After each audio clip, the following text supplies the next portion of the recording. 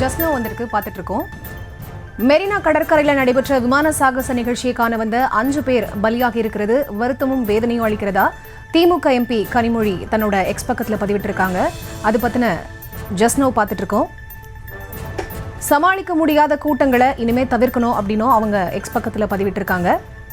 சென்னை மெரினா கடற்கரையில் நடைபெற்ற ராணுவ விமான சாகச நிகழ்ச்சியை காண வந்த பொதுமக்கள் கூட்ட நெரிசலால அவதியுற்றதும் வெப்பநிலையும் அதிகமாக இருந்த நிலையில 5 பேர் உயிரிழந்த அந்த செய்தி மிகுந்த வருத்தமும் வேதனையும் அளிக்கிறதா திமுக எம்பி கனிமொழி அவங்களோட எக்ஸ் பக்கத்தில் பதிவிட்டிருக்காங்க.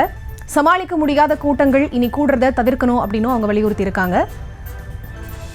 இது பத்தின ஃபுல் டீடைல்ஸோட இணைகிறாரு நம்மளோட ரிப்போர்ட்டர் ராஜேஷ். அவர்கிட்ட பேசலாம். ராஜேஷ், டீடைல்ஸ். வணக்கம். சென்னை மெரினா கடற்கரையில நடைபெற்ற அந்த விஷயம் தொடர்பாக கனிமொழி எம்பி தன்னுடைய எக்ஸ் வலைதளத்துல பதிவிட்டிருக்காங்க.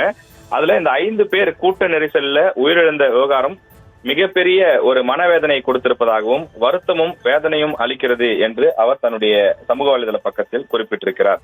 அது மட்டும் இல்லாமல் சமாளிக்க முடியாத கூட்டங்கள் இனி கூடுவதையும் தவிர்க்க வேண்டும் என அவர் கோரிக்கை விடுத்திருக்கின்றார்.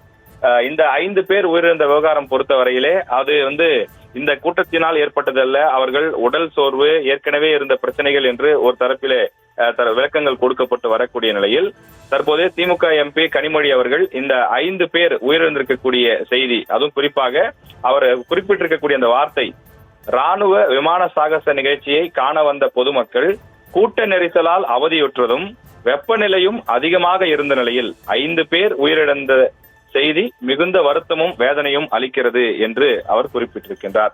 இந்த மெரினா கடற்கரையில் நடைபெற்ற ராணுவ விமான சாகச நிகழ்ச்சியில் ஏற்பட்ட அசம்பாவிதங்கள் என்பது ஒரு மிகப்பெரிய பேசு பொருளாக மிகப்பெரிய ஒரு சர்ச்சையை ஏற்படுத்தியிருக்கிறது.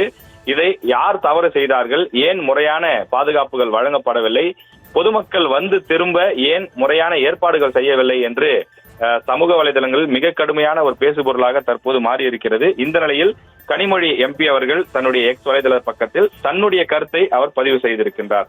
இந்த 5 பேர் உயிரிழந்திருக்கக்கூடிய செய்தி வருத்தமும் வேதனையும் அளிப்பதாகவும் சமாளிக்க முடியாத கூட்டங்கள் இனி கூடுவதையும் தவிர்க்க வேண்டும் எனவும் அவர் கோரிக்கையாக விடுத்திருக்கிறார்.